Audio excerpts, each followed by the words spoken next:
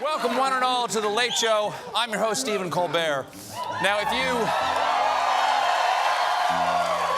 folks, if you follow the news, and I suggest you don't,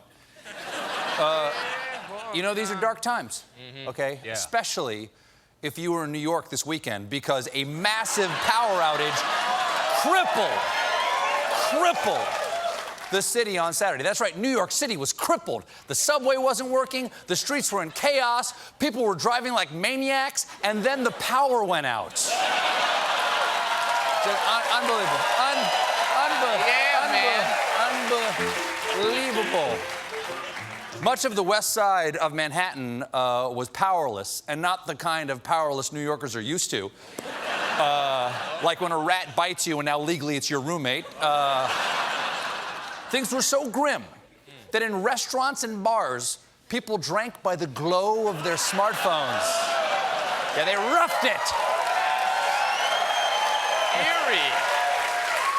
Eerie. It never occurred to them to stop drinking, strangely. Now, they roughed it just like the settlers of old who were forced to write letters to their loved ones by the faint glow of tinder. There was some light in the darkness. While most Broadway shows had to cancel, many casts gave impromptu performances along the streets outside their theaters. That is so sweet, but it's not exactly hard to get actors to perform. Only thing that comes more naturally to them is asking if you'd like to see the dessert menu. Of course, I can say that. John. Well, who wrote this? I can tell the joke. I spent 5 years behind the pepper grinder. Of course, we just got back from a 2-week break. Yes. Fantastic break. We're all refreshed. Great. We're all younger. I'm not even wearing makeup. There were some big stories while we were gone. The sun rose in the east. A bear relieved himself in the woods. Donald Trump was racist. And this wasn't just any run-of-the-mill. This was a humdinger. A new personal best in being the worst. Yesterday, the president pinched out a steaming pile of tweets against freshman representatives Alexandria Ocasio-Cortez of New York, Ilhan Omar of Minnesota, Ayanna Pressley of Massachusetts, and Rashida Tlaib of Michigan, known in D.C. as the Squad. Yeah. The Squad right there. The Mod Squad. Yeah, I remember that. Trump, of course, Trump does not like the Squad. He is the leader of the rival gang, the Klan. And I think that's right. That right? Well, I don't know. Trump tweeted, "So interesting to see progressive Democrat congresswomen who originally came from countries whose governments are a complete and total catastrophe. The worst, most corrupt and inept anywhere in the world, if they even have actually government now. Loudly, and viciously telling the people of the United States, the greatest, most powerful nation on earth, how our government is to be run.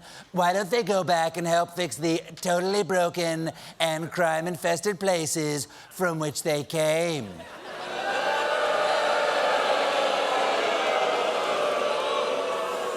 Now, if that strikes you as a little racist, you do not know the meaning of the word little. And it's so full, it's a chock block, it's a burrito of wrongness. What does he mean? They're telling us how our government is to be run. They're in Congress. They are our government. That is, I don't understand, John. That's the job. I don't understand. I don't really get why he's making these things. Who are these policemen to police what we do? If they don't like me drinking and driving, they can go back to Copsylvania. Now, Omar was a childhood immigrant from Somalia, while the other three were born here. But here's the point. Who cares? It is insulting. He's so wrong. He's so wrong about what he's saying. But here's the problem. It is insulting to these women to even have to defend them from these ridiculous racist accusations. And that's the problem. Even touching on Trump's obvious racism gets it on you. Also, a fair amount of bronzer. And is there anybody? Is there anybody Trump does think was born in America? Bring me Megan Rapinoe's long-form birth certificate, okay? There's no way in America could be that good at soccer, okay? Okay. Trump went on. These places need your help badly. You can't leave fast enough. I'm sure that Nancy Pelosi would be very happy to quickly work out free travel. So, that's interesting. Why is he dragging Pelosi into this? Well, here's the deal. Trump is trying to drive a wedge between progressive Democrats and establishment Democrats. But here's what he doesn't understand. The Democrats, it's a multivarious party, a lot of different factors there. But they only have one issue they agree on, and it's him. It's like, this is like, That's it. That's the whole thing. It's like in the sci-fi movie where everybody's fighting on Earth, but the only thing that can unite humanity is an alien invasion. Except this time, 42% of the country's like, those aliens are making some sense, you know? Well, maybe humans are food animals. I don't know. I know I'm well marbled. Besides, the aliens even gave me this cool red hat that says, yum, yum. After Trump tweeted, Pelosi immediately tweeted back, when @RealDonald Trump tells 4 American congresswomen to go back to their countries, he reaffirms his plan to make America great again has always been about making America white again. To which Trump responded, Nancy, you complete me.